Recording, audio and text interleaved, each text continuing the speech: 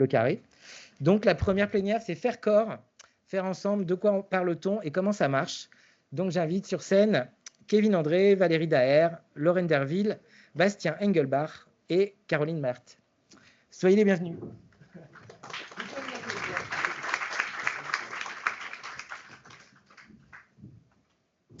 Vous voyez, on est serré, on fait corps aussi, là.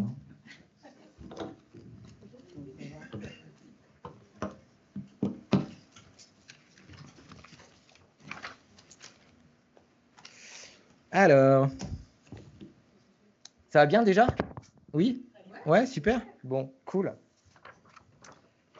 Alors, on commence comment? Alors, je vous invite à faire un premier tour de piste où vous présentez rapidement l'organisation que vous représentez. Et tout de suite, on rentre dans le sujet de pourquoi est-ce que vous êtes ici et en quoi, pas vous êtes légitime, parce que vous êtes forcément légitime, on l'est tous, mais en quoi vous avez des choses particulières à dire par rapport aux coalitions. Et je te propose à Kevin de démarrer. Bonjour à toutes et à tous. Merci d'abord pour cette initiative familiale. Kevin André, Kawa, une entreprise agréée ZUS qui œuvre pour le lien social dans un monde de solitude. Moi, j'ai participé à pas mal de coalitions, notamment des coalitions qui de mon point de vue, ont échoué.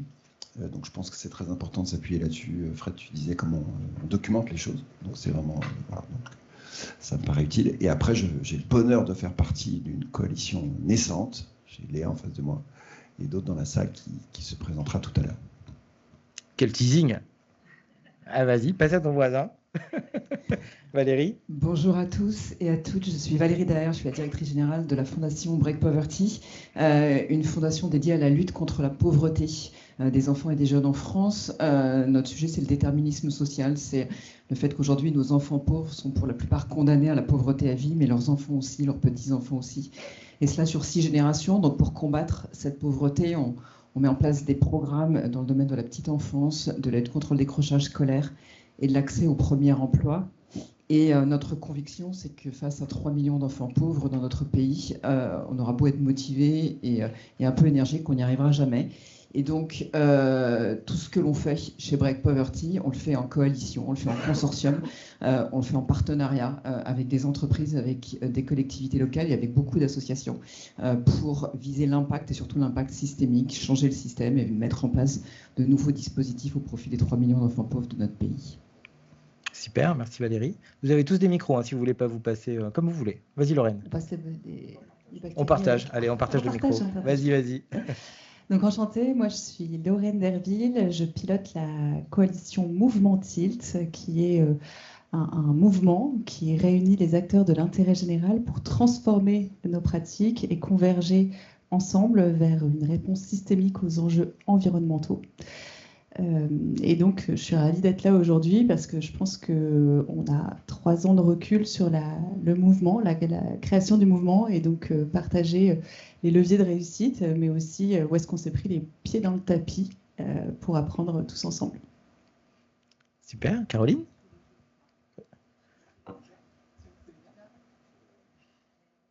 Non, il faut cliquer. Non, mais je vais prendre celui-là. Je vais prendre le bâton. Bonjour, donc je suis Caroline Mahert, je suis co-DG de l'association Convention des entreprises pour le climat, dont on appelle aussi la CEC. C'est une association qui embarque aujourd'hui plus de 400 contributeurs sur toute la France et on accompagne des dirigeants à transformer leur modèle d'affaires pour qu'ils soient compatibles avec les défis écologiques et sociaux du monde qui vient, du monde d'aujourd'hui. Et aujourd'hui, on a plus de 1500 entreprises qui ont suivi nos parcours. Je suis très heureuse d'être là, très heureuse de participer à cette table ronde et très heureuse de passer la journée avec vous. J'espère qu'on aura l'occasion d'en discuter. Sinon, je suis lilloise et je me suis retrouvée aussi dans la naïveté du début de ce parcours de la CEC, quand on a dit on y va et on ne sait pas comment. Donc, je vous souhaite autant de plaisir qu'on en a à être à la CEC. Merci Caroline. Bastien? Bonjour à toutes, bonjour à tous. Donc moi je suis Bastien Gelbach, je suis responsable du Do-Tank de la Fonda. La Fonda, rapidement, une association qui depuis 40 ans est mue par une conviction: il n'y a pas de vitalité démocratique sans vitalité associative. Et la vitalité associative, c'est aussi une vitalité du faire ensemble. La loi 1901 rappelle qu'avant tout, l'association, c'est le rassemblement de personnes de façon pérenne pour partager des connaissances dans une finalité autre que celle de s'enrichir.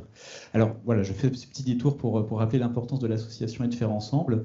À la Fonda, on a deux grands pôles d'activité, un pôle laboratoire d'idées qui produit et partage des connaissances sur le fait associatif et ses évolutions et ses enjeux, et puis donc un pôle fabrique associative ou Do-Tank, dont je m'occupe plus particulièrement, qui est mu par une conviction, c'est justement la nécessité et l'importance du faire ensemble.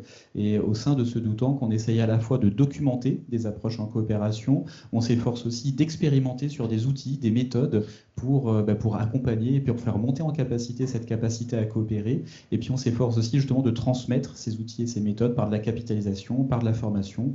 Et donc voilà, c'est une conviction qui anime la Fonda depuis très longtemps maintenant, que cette importance du faire ensemble qui elle-même fait écho au fait de faire association. Super, ça c'est le premier round, vous allez avoir plein d'occasions de rentrer dans le détail. Kevin, on revient sur toi. C'est quoi qui te fait dire que tu as foiré beaucoup de coalitions? C'est le doueur ou le prof de l'ESSEC? Tu as foiré théoriquement ou pratiquement? Tout. Non, plutôt... tout.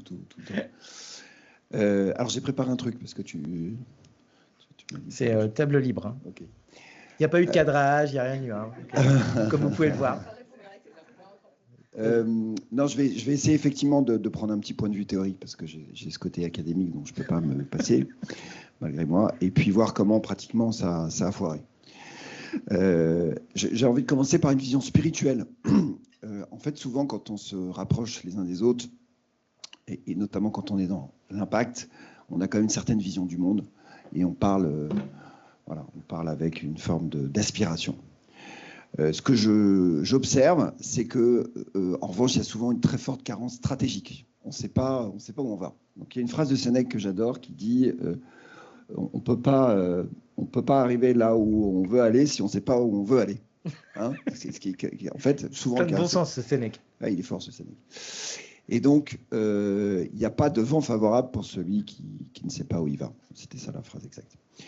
Et en fait, quand on regarde les coalitions, il y a une intention. On passe souvent un temps infini à parler d'un manifeste qu'on va écrire, peut-être qu'on va publier, etc. Mais en fait, on n'a pas de vraie vision stratégique. Si vous regardez un type comme Peter Thiel aux États-Unis, que vous lisez vraiment ce qu'il raconte et la manière dont il voit le monde, d'abord, il s'appuie sur René Girard, il a une vraie réflexion, etc. Il y a une vraie vision stratégique derrière tout ça. Et donc, moi, ce que je pense, c'est que il ne faut pas seulement rester dans l'âme, le spirituel, si on y croit, on n'y croit pas, mais bref, dans une intention, il faut avoir une vision stratégique. Et stratégique, c'est quoi? C'est quel moyen pour quel objectif? Je me rappelle de Cyril Dion quand on discutait à l'époque où Nicolas Hulot était ministre de l'Environnement, c'était en fait comment on gagne une bataille, mais c'est quoi la bataille qu'on veut gagner? Mais précisément, qu'est-ce qu'on veut obtenir comme victoire? J'ai 3 autres points, je m'arrête là. Non, vas-y, déroule. Alors, tu nous as montré la Terre. D'abord, c'est très touchant. Merci de l'avoir fait. En tout cas, moi, ça m'émeut. Et quand on réfléchit au vivant, c'est quoi le vivant? C'est une interdépendance. D'ailleurs, vous avez un livre magnifique sur la Terre, comme l'hypothèse de la Terre comme un être vivant. C'est Lovelock. Je vous invite à lire ce bouquin qui s'appelle L'hypothèse Gaïa. Voilà. Il explique pourquoi la Terre est un être vivant. Et donc, quand on est vivant, d'abord on vit et après on meurt. Et moi, je voudrais juste dire que c'est normal aussi que les organisations meurent. J'ai Chantal en face de moi. On a partagé l'aventure Bleu Blanc Zèbre, qui était une très belle association pendant 10 ans. Magnifique association. Tu étais le trésorier? J'étais trésorier, donc j'ai planté l'assaut. C'est pas ce que je veux dire. C'est ça ta question? Ce qu'elle a fermé, la cessation de paiement, n'est-ce pas C'est pas ce que je voulais dire du tout. Non, je rigole. Aucun problème. Je suis très à l'aise avec ça. Effectivement, l'association, on a fermé l'association avec Chantal en décembre. On l'a bien fait d'abord. Pas de dette. On s'est occupé des salariés, etc. On n'a planté personne. C'est hyper important. Et franchement, c'est OK de vivre et de mourir. Et donc, je pense qu'il y a ça aussi qu'il faut qu'on garde en tête, c'est que on dépend les uns des autres et il faut savoir renoncer, voire peut-être s'effacer, voire arrêter son organisation parce que c'est OK. Voilà, donc ça, je pense que c'est important de le dire. Et puis après, il y a quand même une vision économique. Il faut, sur les revenus, que 1 + 1 = 3. Il y a des moments, pour Kawa par exemple, dont on a souvent des sujets immobiliers. Je me rappelle une discussion avec une personne qui s'occupe de l'immobilier dans une grosse mutuelle qui me dit « Moi, mes lignes, elles font 100 millions d'euros. Et c'est autant de boulot pour moi de traiter une ligne d'1 million d'euros que de 100 millions d'euros. » Bon, ben en fait, avec Léa, on va aller chercher 100 millions d'euros, c'est ça parce que ce sera plus simple en fait pour tout le monde. Voilà. Donc il y a des effets de seuil. 1 + 1 = 3. Et puis après, il y a aussi sur les charges le 1 + 1 = moins de 2 en fait. Si vous regardez une réussite quand même qui est intéressant d'observer et de comprendre, c'est le groupe SOS. Un des trucs qui a bien marché dans le groupe SOS, c'est un GE de fonction support qui tout simplement fait que quand il y a plein d'assos qui partagent les mêmes fonctions support, c'est juste plus efficient que si chacun a son petit truc. Et moi, j'étais encore hier soir en train de faire une espèce de truc de contrat, de je sais pas quoi, à minuit, et je pense pas que ce soit le truc le plus efficient. En plus de préparer le pitch à l'arrache. Parce que si Morgane Lang est rayée, la pauvre, c'est qu'elle est au fond de son lit et elle devait intervenir, et Kevin l'a remplacée au pied levé, et j'en remercie. Et je souhaite un bon rétablissement à Morgane. Ouais. Moi aussi. Et la Vise avait plein de choses à dire, mais on vous donnera les ressources de la Vise sur le faire ensemble. Mais je crois que puis après, c'est bientôt fini, mais il y a un sujet interpersonnel. Je pense qu'une des raisons aussi pour lesquelles je parlais de la partie spirituelle, une des raisons pour lesquelles aussi on fait ensemble, c'est parce qu'on kiffe de faire des choses ensemble. Moi, j'ai beaucoup aimé la journée qu'on a fait, Fred et les gens que j'ai rencontrés. Ce kiff interpersonnel, il est super important. Mais pour qu'il dure, il faut que chacun puisse être aussi dans son ego. Moi, j'entends souvent, il faut se passer de l'ego, tout ça, machin, et être dans le care, forcément, avec les autres. Le care, il est aussi pour soi-même. Moi, j'aime pas trop l'opposition entre égoïsme et altruisme. Je pense que si on veut une belle relation, il faut que chacun soit vraiment soi-même, à sa place, et assume sa place. Voilà. Et donc, cette dynamique d'interdépendance interpersonnelle, c'est hyper important de dire « je ». C'est d'ailleurs la communication non violente, c'est « je » plutôt que « tu ». Mais il faut l'assumer, le jeu, parce que si on ne l'assume pas, on ne s'en sort pas, quoi. Et je ferai juste une petite remarque à la fin, c'est que tu disais la France, c'est une connerie de le faire. Enfin, il y a un truc qui s'appelle l'Europe. Je pense que l'Europe, c'est un peu un genre de coalition, en fait. Hein. C'est le bordel, chacun a son truc, son machin. Tu dirais que c'est un exemple ? Je pense qu'on est en train d'incuber l'Europe avec John Forces. Okay. Bravo, Fred. On n'a pas le charbon et l'acier, il va falloir trouver le charbon et l'acier. Merci, Kevin. Valérie, tu nous fais plonger dans la dotation d'action territoriale, dans tous ces programmes que vous avez menés en coalition dans les territoires, s'il te plaît. T'attaques dans le dur. Oui, il faut là. Hein. Tu as raison. Donc je vous le disais tout à l'heure, notre conviction, c'est que pour agir efficacement au profit de 3 millions d'enfants pauvres dans notre pays, on ne pourra pas le faire seul. Et donc très tôt, quand on a créé avec Denis Metzger Break Poverty Foundation, on avait la conviction en fait, qu'il fallait mettre autour d'une même table des gens qui aujourd'hui se parlent trop peu et qu'ils unissent leurs forces en fait, pour être plus efficaces sur tous nos territoires pour pouvoir accompagner les enfants les plus défavorisés. Et on a créé pour ça un dispositif, alors qui porte un nom barbare, et franchement, il y a un truc sur lequel on était mauvais, c'est le marketing, parce que la dotation d'action territoriale, c'est pas sexy du tout. Mais ça fonctionne. Et ça fonctionne, en fait, grâce à plusieurs choses, et je voulais revenir sur quelques points que tu as mentionnés, Kevin. D'abord, ça fonctionne parce qu'on a un objectif et qu'on fixe un objectif. Sur chaque territoire où on s'installe, on va fixer un objectif commun de nombre de jeunes que l'on veut accompagner, donc on sait exactement ce que l'on veut faire. Et puis surtout, on a une méthodologie. Moi, je ne crois absolument pas aux coalitions où les gens se mettent autour d'une table et se disent « Tiens, super, on va bosser ensemble et puis ça va marcher ». En fait, la co-construction dans le système associatif, j'entends ça 200 fois par jour, mais je vois rarement des méthodologies en fait, mises en place au service de cette co-construction. Et pour moi, c'est vraiment ça le point essentiel. Et donc, avec la dotation d'action territoriale, on a bâti une méthodologie qui permette aux gens de bosser ensemble, qui est une méthodologie en fait, assez simple dans le monde de l'entreprise, qui est utilisée, je dirais, sur chaque fois qu'on veut développer un nouveau produit ou un nouveau service, et que nous, on a mis en place au service d'un problème social qui est la pauvreté. Et cette méthodologie, elle part d'un diagnostic. Quand on va sur le terrain, on essaye de comprendre qui sont les jeunes défavorisés, où est-ce qu'ils habitent, quel est leur profil, quels sont leurs besoins. À partir de ce diagnostic, on va identifier les sujets prioritaires, quels sont en fait les besoins prioritaires qui ne sont pas couverts sur le territoire et sur lesquels on va pouvoir apporter des réponses concrètes. Et pour apporter des réponses concrètes, on va chercher des programmes associatifs qui existent sur le territoire, mais à toute petite échelle, et qu'on va essayer en fait de passer à l'échelle, ou bien qui n'existent pas et qu'on va amener sur le territoire pour qu'ils puissent en fait apporter cette solution au profit des jeunes défavorisés. Ces programmes associatifs, on va les rendre un peu sexy pour des gens qui, malheureusement, aujourd'hui, ne travaillent pas trop avec les associations, ce sont les entreprises. Donc, on monte quasi des business plans. Franchement, je dis ça comme ça, mais je ne dis jamais des assos. Mais en fait, on travaille sur une espèce de plan d'action à 3 ans avec des indicateurs. Et on va présenter ça aux entreprises du territoire et on va leur demander de s'engager sur ces projets associatifs pendant 3 ans. Et on va leur demander, en fait, de contribuer ensemble à financer ces projets au profit des jeunes défavorisés. Et on garantit en retour qu'on va mesurer l'impact et que tous les 6 mois, en fait, on va organiser des rencontres entre les associations, les entreprises, toutes ensemble, et la collectivité locale qui participe au dispositif pour, en fait, faire un point d'avancement sur l'ensemble du projet. Je crois que vous demandez aussi un engagement avec un demi-ETP, une personne dédiée. Exactement. Et en fait, ce projet, localement, il est porté par une structure qui est soit une structure publique, soit une structure privée. Donc souvent, c'est la ville, ça peut être le département, ça peut être une métropole, ou bien c'est une fondation territoriale. Et cette structure, en fait, met à disposition un demi-ETP pour animer le dispositif. Ce dispositif, aujourd'hui, en fait, il a permis en 4 ans, d'accompagner 45 000 jeunes défavorisés sur 40 territoires grâce à la mobilisation de 270 entreprises et le financement en fait, de 120 associations. Et ça uniquement parce que finalement, la méthodologie marche et que grâce à cela, on arrive à lever les freins traditionnels au mécénat d'entreprise et on arrive à engager notamment des TPE, des PME, des ETI sur des sujets sur lesquels, en fait, d'habitude, ils ne vont absolument jamais. Et donc, ce que je veux montrer en fait, à travers ce dispositif, c'est que lorsqu'on réunit des gens qui n'ont pas l'habitude de travailler ensemble avec une méthode, avec un objectif commun, avec une ambition commune, eh bien, on y arrive. Mais en revanche, en fait, et ce qui est important à souligner aujourd'hui, et c'est là que je veux saluer l'initiative de Fred, c'est que tout ça, ça coûte de l'argent.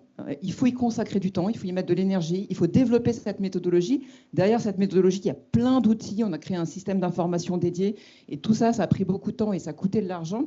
Mais en fait, ce qu'on a prouvé, alors c'est pas nous, c'est Coréis, en fait, un labo de mesure d'impact en fait, qui nous a permis de mesurer l'impact de cette dotation d'action territoriale, c'est qu'aujourd'hui, lorsqu'on investit 1 euro dans la dotation d'action territoriale, on permet de lever 5 euros au profit des jeunes défavorisés de notre territoire.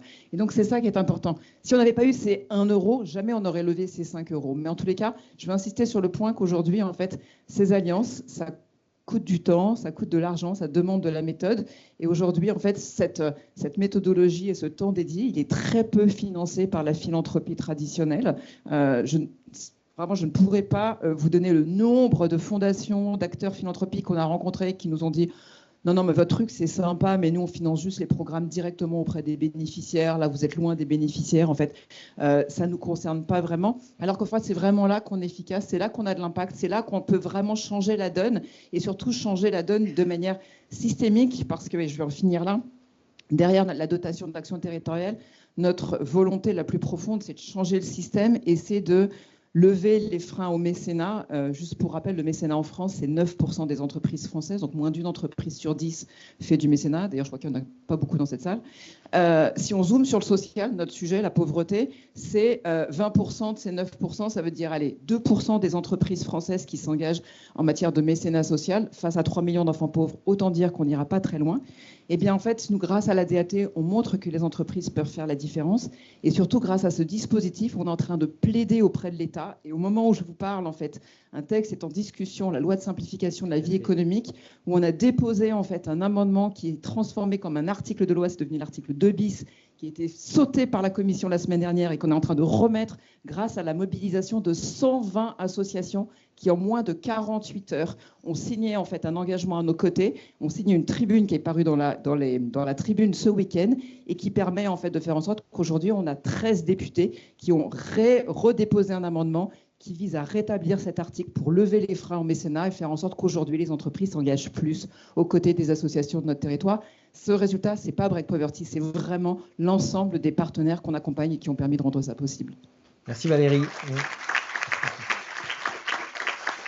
Et bien sûr, Join Forces a signé des deux mains cette tribune. Et voilà. Bon, Lorraine, à chaque fois au tout début, quand j'ai commencé les premiers rendez-vous sur Join Forces, tout le monde m'a dit, mais il faut que tu parles à Lorraine, en fait. Il faut que tu parles à Lorraine. Donc, il paraît que c'est toi la coalition incarnée, que c'est toi le putain de facteur humain. Ah, c'est vrai? Ouais. Bah, je ne savais pas. Bah si. Ça m'intimide un peu. Non, non. Et ben ça tombe bien parce que j'avais pas prévu de vous parler du mouvement Tilt. Ouais, dommage. Non, plutôt du cheminement. Et peut-être pour commencer, j'avais envie de vous proposer de vivre une expérience mentale pour se mettre dedans. J'adore. Pour ceux qui ont envie, je vous invite à fermer les yeux. Pour les autres, simplement à vous mettre dans une posture et à vous imaginer dans la peau d'une autruche. Vous savez, la spécialité de l'autruche, c'est de mettre la tête dans le sol. Alors allez-y franchement. On met la tête dans le sol. Et attention, on fait ça, mais pas pour fuir le monde, pour fuir une réalité et se cacher. Au contraire, on le fait pour l'observer autrement, pour nous plonger dans ce qui est caché, dans ce qu'on ne voit pas. Parce que sous nos pieds, dans le sol, il y a une vie qui grouille, immense. Et ce que j'aimerais, c'est que vous mettiez votre attention particulièrement sur l'objet mycélium. Parce que c'est ça. Derrière ce tissu invisible, un lien qui relie les plantes, les arbres, les racines, qui transportent l'information, qui transportent la nourriture, qui transportent les soins. Et finalement, c'est invisible, mais ça permet au tout d'exister. Vous pouvez rouvrir les yeux pour ceux qui ont envie, ceux qui veulent dormir, pas de problème. Non, je voulais commencer par ça parce que le titre là de cette plénière, c'est faire corps. Et je me suis dit, c'est quoi l'image de faire corps? Eh bien, c'est ça. C'est ce mycélium qui ne cherche pas à briller, à se mettre en avant, mais il cherche à relier. Alors le mouvement Tilt, c'est ça. C'est une coalition qui relie des acteurs de l'intérêt général pour transformer leur manière de faire, leurs objets, de façon à ce qu'ils convergent, à ce qu'ils prennent en compte l'enjeu environnemental. On est une backbones organization, une colonne vertébrale qui organise, relie, opère sur le terrain pour vraiment faire de la cause environnementale une métacause, une cause qui va infuser partout pour devenir une brique composante de chaque projet d'intérêt général sur le terrain. On veut faire vraiment de la transition écologique un bien commun. Et donc c'est en ça aussi que le mouvement Tilt, je le vois comme un mycélium qui va aller s'immiscer, proposer aux fondations, aux associations de se mettre ensemble pour faire commun, pour briser les silos finalement, et puis pour chausser des nouvelles lunettes avec une optique un peu nouvelle, celle du donut, vous les connaissez, des belles lunettes vertes bien rondes. Comme ça, avec ce donut, on peut voir à la fois l'impact sur le plancher social, ce qu'on arrive à faire en termes sociaux, mais aussi l'impact, l'empreinte qu'on peut avoir sur les limites planétaires. Et donc je disais que j'allais peu parler du mouvement Tilt, puisque je voulais plutôt vous partager les expériences de ces 3 ans, enfin 3 ans officieusement, parce qu'on a mis 1 an et demi à se constituer, donc en fait, aux yeux des préfectures, etc., on n'existe que depuis 1 an et demi, mais parce qu'il y a eu tout ce travail de fond en amont avant d'avoir une structure juridique. Et je voudrais, en préparant cette conférence, je me suis dit, j'ai 4 points clés à vous partager, entre coalitions. Le premier, on l'a déjà entendu, Kevin, tu en as parlé, c'est reconnaître notre interdépendance. Reconnaître que les forces qui nous font converger sont plus fortes que ce qui nous divise. Et qu'ensemble, on peut vraiment avancer avec nos singularités, nos émotions, nos vulnérabilités, nos causes, et faire commun. Le deuxième point, c'est passer du je au nous. Alors désolée, je dis l'inverse de ce que tu as dit, Kevin. Du je au nous, parce que c'est hyper important, en tant que coalition, de ne pas être la voix qui porte, de ne pas être le visage visible, de ne pas être le nom en haut de l'affiche. En fait, c'est vraiment réussir à se dire que seul on va peut-être chercher à briller pour un nom, mais ensemble, on va vraiment embrasser cette force du collectif. Le troisième point, et là, je vous rejoins tous les deux, vous l'avez mentionné, c'est partager une direction, partager une vision, partager une intention. Tout en préservant nos singularités. Ça, c'est extrêmement important. On ne cherche pas à faire un alignement, voilà, un prototype, tout le monde est pareil. Il faut qu'on arrive à s'enrichir de nos diversités. Et l'image que j'ai prise en préparant cette conférence, c'est des instruments au sein d'un orchestre. On peut avoir un super orchestre qui joue à l'unisson un merveilleux morceau qui nous met des frissons partout, mais chacun a sa singularité et on les entend chacun. Et le 4e point, c'est prendre soin. Parce que faire corps, c'est prendre soin de soi, des autres et du lien. Quand on se met ensemble comme ça, c'est pas simplement pour faire front, c'est aussi pour faire refuge. Ça, c'est extrêmement important. Ces 4 points-là, je les mets en lumière de 2 facteurs clés de succès. Le premier, c'est le temps. Il faut prendre le temps. Il faut avoir la patience. Parce que tout ce qui se construit en collectif prend du temps. On nous demande des mesures d'impact vite, des chiffres, des résultats. En fait, il faut le construire. Il faut accepter ça. Le deuxième, c'est le courage. Plus que ambition, c'est le courage. Parce que ce qu'on cherche à transformer, c'est vraiment transformer des écosystèmes, des pratiques, des paradigmes. Et donc, honnêtement, et tous ceux qui sont dans la salle, je pense que l'ont vécu, on est encore pionniers et on se prend plein de pieds dans le tapis, je disais en introduction. Et donc, il faut accepter ces échecs sur notre chemin. Et surtout, il faut célébrer les petites victoires. Ça tombe bien, parce que j'aime bien prendre l'apéro. Donc, je fais souvent mon verre avec une petite avec victoire. modération. Avec modération. Voilà. Mais quoi qu'il en soit, avoir le temps et garder courage et être persévérant sur ce chemin-là. Et bon, avec le mouvement Tilt, c'est quand même très chouette parce que notre mission, elle est incroyable. On est un tout petit contributeur, mais notre objet, il est dingue. Il est de préserver ce qui permet la vie sur Terre. Donc ça, c'est hyper fort et on le fait avec le cœur.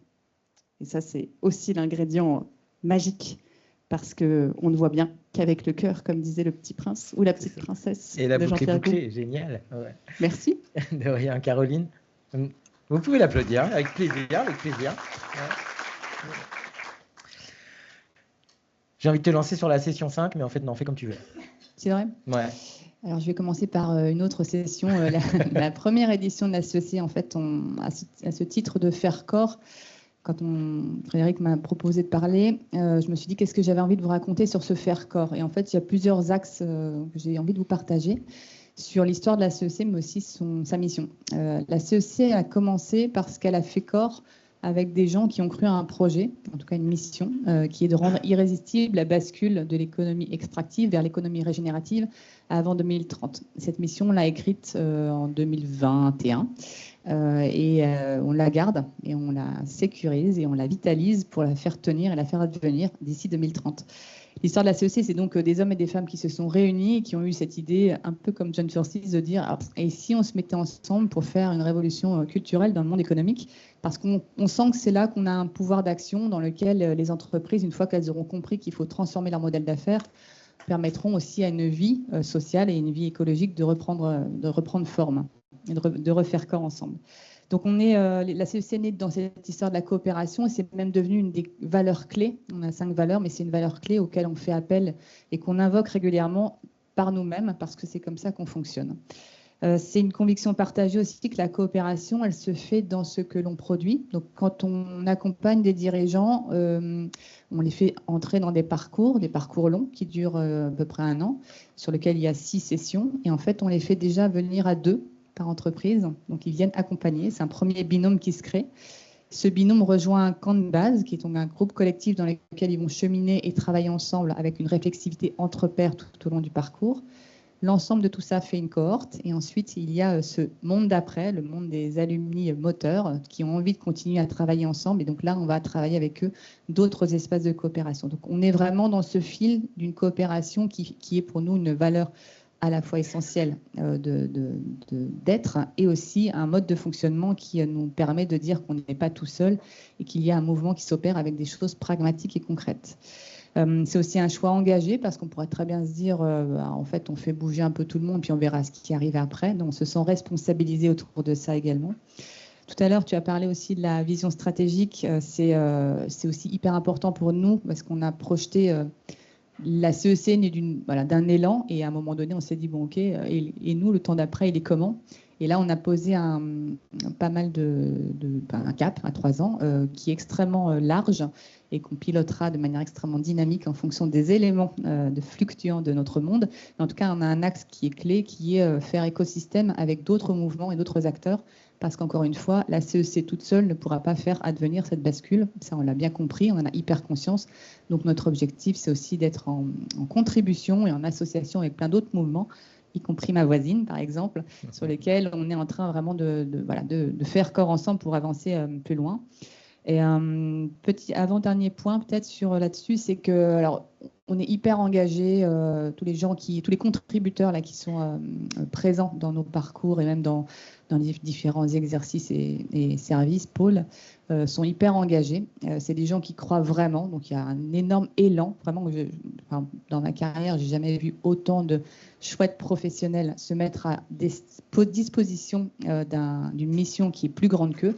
Donc ça, c'est une chance de dingue. Mais il y a aussi une part d'ombre dans cette coopération parce qu'il y a un grand nous qu'on essaye de faire le plus vivifiant possible et qui amène énormément de vitalité. Mais il y a aussi beaucoup de fragilité parce qu'il y a des égos, parce qu'il y a des projections, parce qu'il y a des mouvements aussi internes qui sont pas toujours alignés. Et donc, la coopération, c'est aussi très chronophage. Il y a aussi des zones d'ombre. Mais la bonne nouvelle, c'est s'il y a une ombre, c'est parce qu'il y a un corps. Donc on se dit qu'on travaillera les ombres parce on fait corps ensemble et donc on continuera avec ça. Voilà.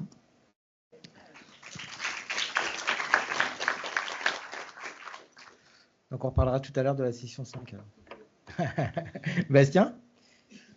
J'ai même pas de questions du coup, là je me lance. Si, non, mais bon, tout à l'heure tu nous as fait le floor, tu nous as dit un peu ce que c'était que la Fonda et tout ça, mais on veut du détail, on veut du concret là. Voilà. Allez, on se lance. Du coup, je vais repartir quand même de ce sur quoi je suis parti pour essayer de répondre aussi à la question finalement faire corps. Avant même de dire de quoi parle-t-on, c'est pourquoi faire corps. Qu'est-ce qui nous motive à faire corps? J'évoquais tout à l'heure la loi 1901, la loi 1901 qui est une loi formidable, qui est une loi de liberté, qui est donc la loi qui fonde le droit d'association et qui se base sur un point de départ qui est de dire que tout simplement il y a une possibilité pour 2 personnes minimum, de pouvoir s'unir, de pouvoir travailler ensemble, de mettre en commun des savoirs, des actions, des connaissances de façon pérenne pour une finalité qui va être autre que celle de s'enrichir et on a envie de rajouter qui va être une finalité d'intérêt général. Et finalement, cette loi 1901, elle répond à un besoin profond qui a été évoqué dans tous les témoignages. Quand on parle de l'interdépendance, quand on parle de sentiment d'urgence qu'on peut partager, de sentiment d'indignation, finalement, cette loi 1901, elle est la traduction juridique d'un besoin humain profond qui est ce besoin de coopérer, on peut dire. En tout cas, ce besoin de faire ensemble. La notion de faire ensemble a aussi été évoquée. Et nous, à la Fonda, voilà, cette question du faire ensemble, on en est effectivement intimement convaincus de son importance sur une base vraiment très très simple en fait. C'est de partir du principe que aujourd'hui tous les enjeux sociétaux auxquels on est confronté sont des enjeux qui appellent de la complexité. On l'a vu à travers 2 exemples dans les témoignages qui ont précédé. La lutte contre la pauvreté, c'est un ensemble de facteurs. Il faut agir sur l'ensemble de ces facteurs. On l'a vu à travers la notion de médecine physique et de réadaptation. Il y a plein de dynamiques, plein de problématiques qui sont reliées les unes aux autres. Et finalement, ce n'est qu'en additionnant des compétences qu'on est en capacité d'y répondre. C'est bien, et d'ailleurs vous avez employé le terme de faire ensemble pour évoquer aussi pour décrire cette médecine physique et de réadaptation. Donc finalement on le voit, c'est ça qui est intéressant, c'est que l'on s'adresse à l'échelle la plus individuelle, le parcours de vie d'une personne heurtée, ou d'ailleurs même quand il n'est pas heurté, le parcours de vie d'une personne jusqu'à des problématiques sociales plus larges, la question de la lutte contre la pauvreté, finalement à tous ces niveaux on retrouve presque ce même schéma, cette idée qu'il y a un ensemble de déterminants qui agissent pour produire des effets et que pour pouvoir y répondre, il faut apporter une pluralité de réponses. Et pour ça, il faut additionner les compétences, il faut faire ensemble, il faut coopérer. Ça, c'est vraiment notre conviction et elle est ancrée, voilà, une fois encore à la Fonda, parce que nous, à la Fonda, on défend le fait associatif et quelque part, aujourd'hui, ce qu'on veut porter, c'est cette idée que coopérer, c'est promouvoir cet esprit du fait associatif, mais de le porter à échelle plus large encore et en travaillant notamment sur la capacité à travailler ensemble entre personnes, mais aussi entre structures et entre acteurs de nature variée.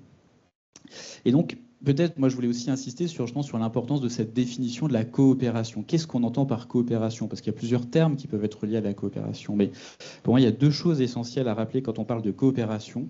J'aime beaucoup la proposition la définition qui est proposée par l'Institut des territoires coopératifs, qui renvoie à l'étymologie du terme, qui est l'idée de faire une œuvre commune. Coopérer, c'est cum operare, c'est faire une œuvre commune. Et derrière cette idée d'œuvre commune, il y a beaucoup de choses qui sont dites, qui font écho à des choses qui viennent d'être signalées aussi. Il y a cette notion de commun, cette notion de se relier autour de quelque chose que l'on partage, d'une ambition, d'une indignation, d'une envie de faire ensemble. Mais cette idée aussi qu'on est bien sur une œuvre, c'est-à-dire qu'on construit quelque chose. Et ça, c'est l'autre dimension clé aussi de la coopération, c'est que la coopération, c'est du faire ensemble. Donc c'est travailler avec une visée stratégique, avec un cap, avec une ambition, avec des choses qu'on a envie de réussir ensemble, ou même si on ne réussit pas, de pouvoir apprendre ensemble de ce qu'on n'aura pas réussi à faire. Mais c'est aussi, voilà ça justement, c'est aussi cette envie d'apprendre ensemble. Et la coopération, la loi 1900, elle insiste sur le fait de travailler de façon pérenne. Et je trouve que la coopération, alors ça peut être OK parfois de rater les choses, de ne pas réussir et que les choses s'arrêtent, mais je crois que l'ambition de coopération, elle est comme une ambition qui est reliée à l'idée qu'il faut pouvoir s'inscrire dans la durée. Et pour s'inscrire dans la durée, il faut accepter d'apprendre les uns des autres, de prendre du temps, ça a été évoqué, et vraiment d'être dans cette dynamique de renforcement collectif. Et c'est notamment Éloi Laurent qui distingue collaboration de coopération autour de ce marqueur-là, notamment de l'importance vraiment que de la coopération, ce sont des personnes qui apprennent les unes des autres. Et voilà, ça c'est quelque chose vraiment que je trouve important à mettre ensemble. Enfin, à prendre en considération. Alors, une fois qu'on a dit ça, parce que là, on a une belle ambition, quand on parle de coopération, je place une ambition assez forte, c'est comment on s'y prend. Parce qu'effectivement, au-delà de l'intention affichée, et on observe que cette intention de coopération, d'ailleurs, elle est affichée de plus en plus. Quand vous prenez les objectifs de développement durable, vous avez l'ODD 17, le partenariat pour l'atteinte des objectifs, on met la coopération au cœur de la réponse à l'ensemble des enjeux systémiques qu'on traverse à niveau de toute la planète et à toutes les échelles de l'action. Au niveau français, vous entendez parler peut-être des cités éducatives, vous entendez parler de nouvelles organisations de certains services. Quand on parle aussi de contrat local de santé, il y a toujours un peu des dimensions de coopération. Enfin, voilà, il y a plein de politiques publiques aujourd'hui qui appellent cette notion de coopération. Mais finalement, que l'on parle de l'ODD 17 ou des politiques publiques, on en parle, mais il n'y a pas de mode d'emploi. Alors, de fait, il n'y a pas de mode d'emploi. Donne le mode d'emploi, Bastien. Vas-y, on en peut Alors, plus. Voilà, justement, c'est le moment déceptif, c'est qu'il n'y en a pas de mode d'emploi. Voilà. Mais néanmoins, et c'est là où je rejoins aussi l'intervention de Break Poverty Foundation, il y a quand même. Alors, moi, je préfère parler d'approche méthodologique que de méthode, parce que je suis convaincu. Alors, je pense qu'il y a un vrai équilibre à trouver, justement, quand on parle de ces coopérations, quand on est convaincu de leur nécessité et de leur exigence, il faut quand même, à un moment donné, avoir des repères pour réussir à s'y prendre et à travailler dessus. Néanmoins, voilà, pourquoi il n'y a pas de méthode toute faite? Parce que quand on parle de coopération, on parle du facteur humain. Et le facteur humain, c'est quoi? C'est un ancrage territorial. Et honnêtement, il n'y a pas de territoire qui est reproduit à l'identique partout dans le monde. Donc voilà, on ne peut pas, comme dans un cadre scientifique, recréer des situations de travail toutes choses égales par ailleurs. Et par ailleurs, le facteur humain, c'est aussi de dire que la coopération, c'est du récit, c'est de l'apprentissage, c'est une histoire commune. Et là encore, il en va en histoire comme en géographie, on ne recrée jamais exactement les conditions à l'identique. Néanmoins, on peut apprendre des choses qui se passent sur un territoire et on peut essayer de disséminer, de transférer. Et en histoire, on peut aussi, alors en ce moment ça prend un sens tout particulier de le dire, tirer des enseignements du passé. Mais on peut pas, l'histoire ne se reproduit jamais à l'identique pour autant. Et donc, voilà, pourquoi c'est important d'avoir une approche méthodologique? C'est de se dire, voilà, ça nous donne quand même des repères, des cadres pour essayer de commencer à travailler cette coopération. Et nous, à la Fonda, on travaille beaucoup avec une approche, alors je ne prétends pas que c'est la seule et unique, mais elle produit des effets, elle est intéressante, c'est l'approche de l'impact collectif. On n'est pas les seuls d'ailleurs à la porter, mais cette approche de l'impact collectif, alors je ne vais pas la détailler ici, mais en gros, elle repose sur 3 étapes, 5 conditions. Donc, impulser, se donner le temps de construire une vision commune des enjeux, structurer pour atteindre des conditions qui permettent à une coopération de vivre et créer les conditions de cette pérennisation. Et dans les conditions et ce qui va permettre de créer la pérennisation, il y a cette idée donc qu'il faut avoir une vision partagée, de faire se compléter les actions, ça a été illustré avec l'exemple de Break Poverty. C'est l'idée aussi de pouvoir avoir des actions qui se répondent les unes les autres, dans la capacité d'évaluer pour apprendre en continu, et puis se doter, je ne sais plus, je crois que c'est Laurine qui a évoqué la notion de backbone, et puis elle vient souvent quand même sur le site aussi de Joint Forces, cette notion de backbone. Voilà, il y a un truc essentiel, c'est l'idée de structurer une fonction backbone, ce qu'on appelle nous à la Fonda une fonction de soutien, c'est-à-dire un métier encore un peu flou, encore à définir, encore à construire, mais avec d'autres acteurs, on essaye d'y travailler, d'impulsion et d'animation, de capacité à coopérer. Donc voilà, donc j'ai pas la recette toute faite, mais ce que je peux dire, c'est qu'on peut s'appuyer sur des approches, sur des méthodes, notamment celle de l'impact collectif, et qu'on peut travailler à renforcer nos compétences pour être en capacité d'animer ces dynamiques de coopération. Et donc, à la Fonda, on y travaille dans le cadre d'expérimentation, de formation, et on le fait avec d'autres acteurs, et ça, c'est important de le dire aussi. Et vous avez édité un guide du faire ensemble qui sera mis dans les ressources. Et la démarche d'impact collectif que Bastien a décrite et qui est pas mal reprise, donc elle vient d'un papier de recherche qui a été publié dans la Stanford Social Innovation Review en 2011, qui est le papier le plus téléchargé de la revue et qui donne effectivement ce cadre de travail qui a été déployé, même si ce n'est pas l'étape de la loi, mais en tout cas, c'est vrai que ça donne un cadre. Et toutes ces ressources-là, on va vous permettre de les partager, on les a capitalisées et on va continuer de les capitaliser. Merci beaucoup, Bastien. Kevin, je t'ai trouvé un peu... Oui, mais oui, vous pouvez, oui, bien sûr. Tu m'as trouvé quoi? Je t'ai trouvé un peu down là. Moi j'ai envie que tu nous. Non mais c'est vrai quoi. Je t'ai trouvé un peu down. Donc. C'est vrai, vraiment. Ouais. La plénière, elle s'appelle. D'accord, hein. Elle s'appelle Comment ça marche. Mais c'est. Non mais et vous me laissez le contrôle de cette plénière ou pas? Non, je plaisante. Je suis dans le lâcher prise. J'ai pas le contrôle. Il a changé. Il a changé. Il a changé, oui. Donc la plénière s'appelle Comment ça marche, mais pas forcément au sens de comment ça marche, mais comment on fait pour que ça marche. Donc, on a envie de t'entendre sur pourquoi ça marche et comment ça va marcher. Tu poses vraiment cette question? Vraiment. Moi, je suis censé être le gars qui est au bout Non, t'es pas censé, t'es pas dans ton rôle. Sors de ton rôle, tu vas voir. Vas-y. J'ai pas préparé ça. C'est pas grave, ça se prépare avec le cœur, on a dit. Bon.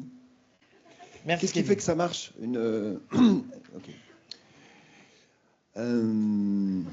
Qu'est-ce qui fait que l'alliance que vous allez pitcher dans quelques minutes, là, elle va marcher, celle-là? Ah, l'alliance, ça je sais. Parce qu'il y a des gens...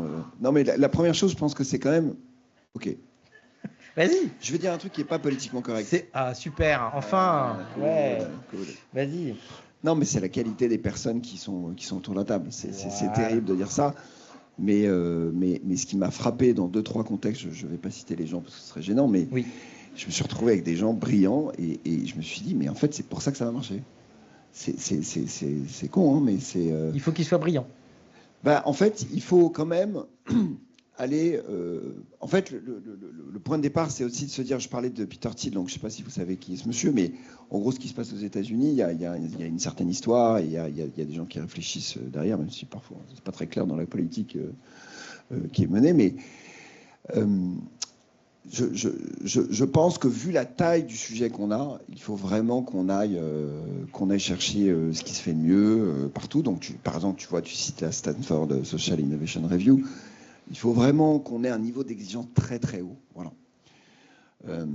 Et c'est vrai que moi j'ai 48 ans, donc on a tous le parcours par rapport à notre propre estime de soi.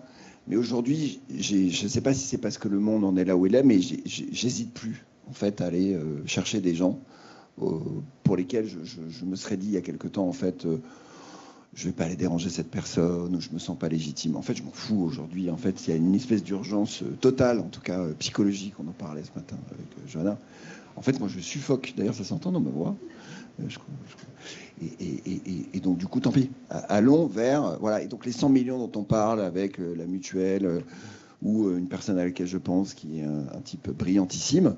Bon, il se trouve que, voilà, on parle tous les matins à 8h30 ou quasiment de monter un fonds immobilier avec quelqu'un. Je ne me serais pas senti légitime, tu vois, à discuter.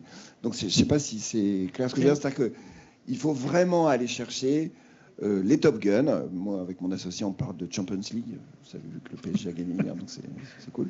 On s'en fout du foot. Non, mais ça fait pas comme le PSG, genre, t'as que des stars, mais en fait, il n'y a pas d'équipe. Alors, tu remarqueras que le PSG, que depuis qu'il n'y a plus de stars... J'ai pas dit ça, je connais rien en foot. Depuis qu'il n'y a plus de stars, ça va beaucoup mieux. Ouais, voilà. On est d'accord. Ouais. Donc comment on fait pour avoir la Dream Team et pas que des stars donc en fait, des gens qui sont exceptionnellement compétents, experts, et qui sont capables de ne pas être là pour des raisons, on va dire, égotiques, même si l'ego, comme je l'ai dit tout à l'heure, c'est important. Voilà. Donc moi, je pense qu'il y a ça, c'est aller chercher ce qu'il y a de meilleur, mais vraiment le top du top, quoi. Voilà, ça c'est le premier facteur peut-être auquel je pense. Je vais m'arrêter là parce que... Valérie, ce serait quoi, toi, ta recette pour que ça marche?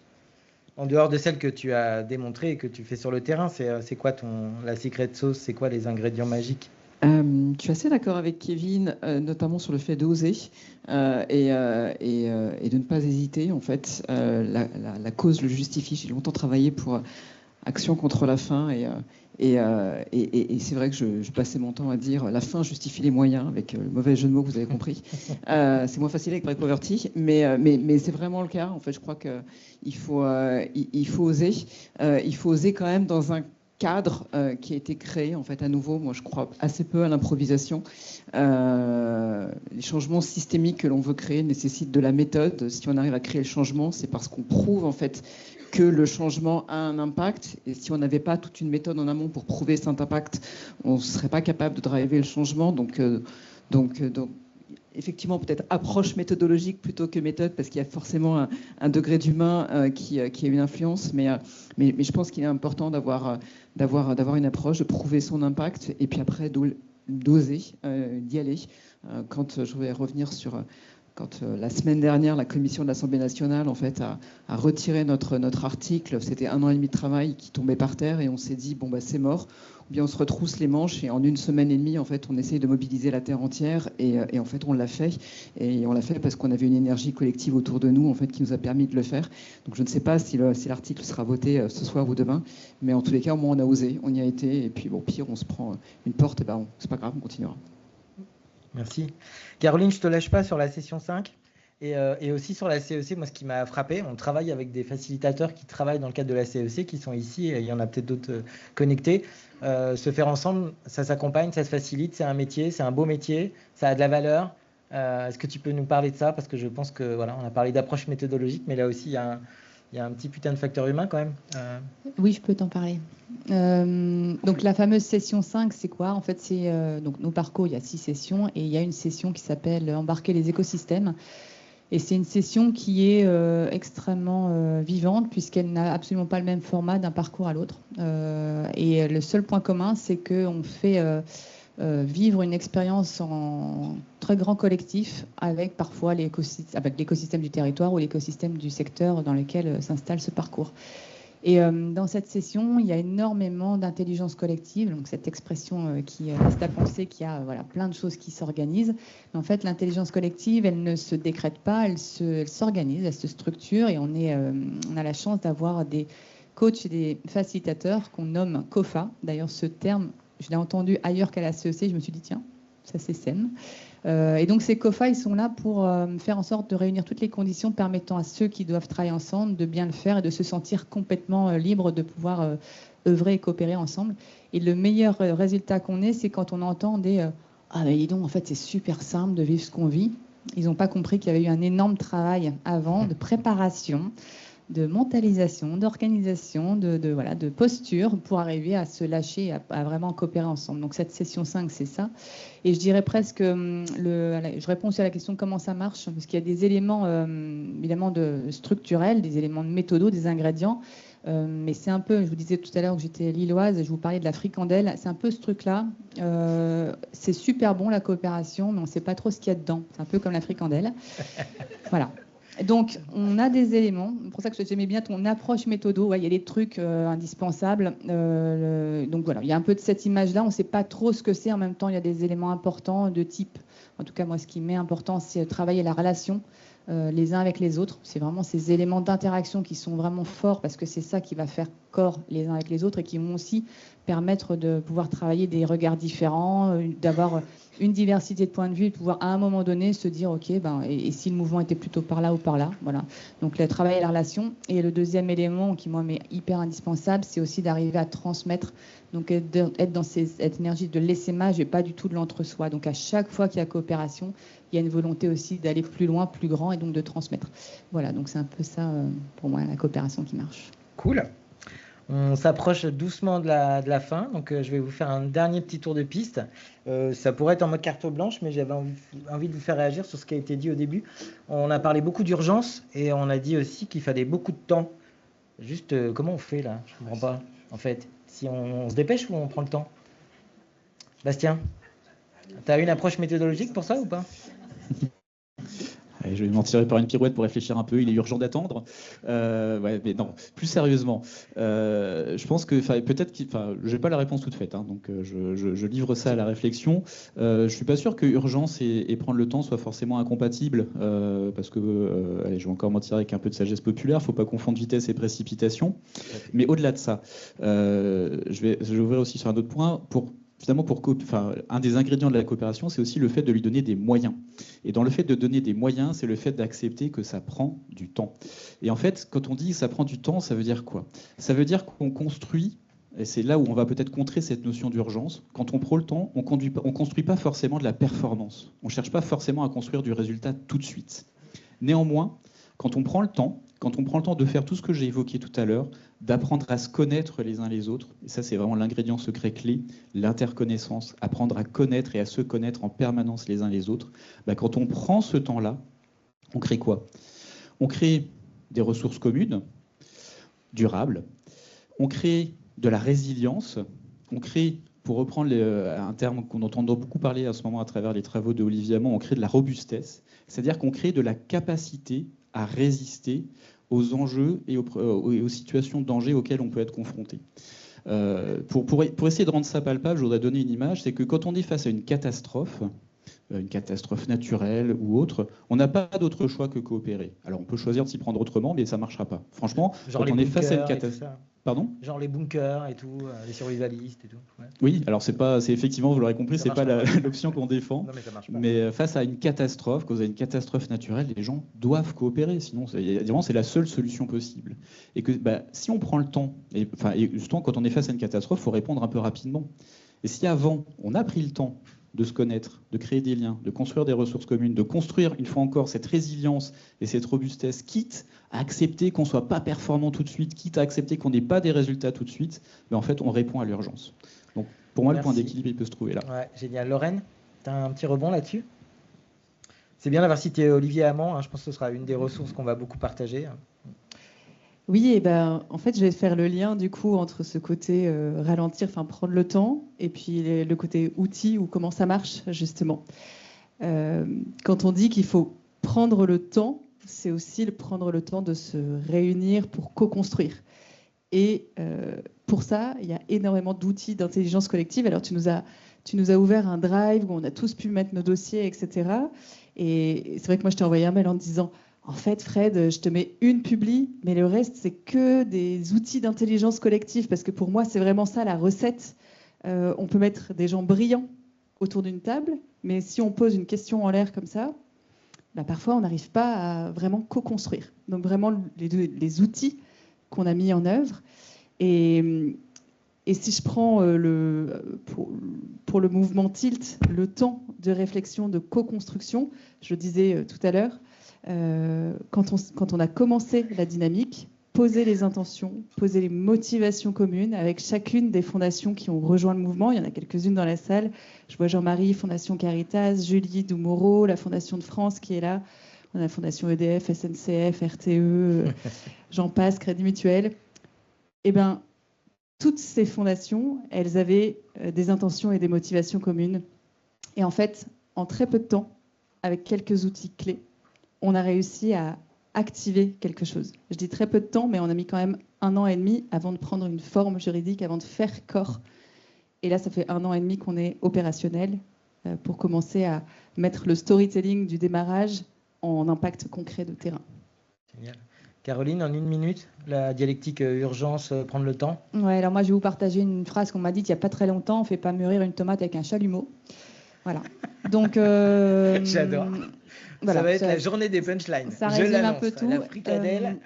Moi, je suis très convaincue du temps long. Et même si ça reste très complexe à expliquer qu'on a besoin de temps long dans un monde d'urgence, il y a un ordre de grandeur qu'il faut aussi avoir. C'est que 4,6 milliards d'années pour être sur cette Terre, on peut se prendre 1 an ou 2 pour réfléchir un peu. Voilà.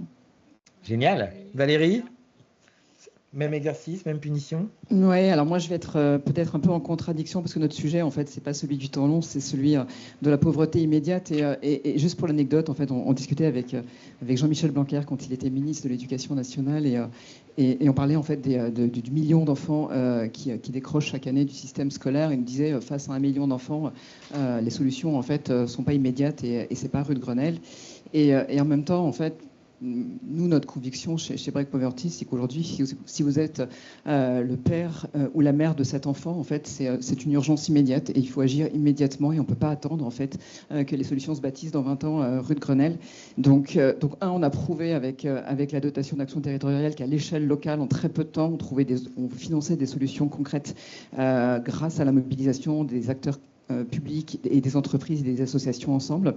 Et puis je voulais donner un autre exemple parce que je vois qu'il y a Nicolas, le directeur général du collectif Mentorat, en face de moi. On a œuvré sur un sujet auquel on tient beaucoup, qui est la promotion du mentorat en France et notamment le mentorat pour les jeunes de l'aide sociale à l'enfance.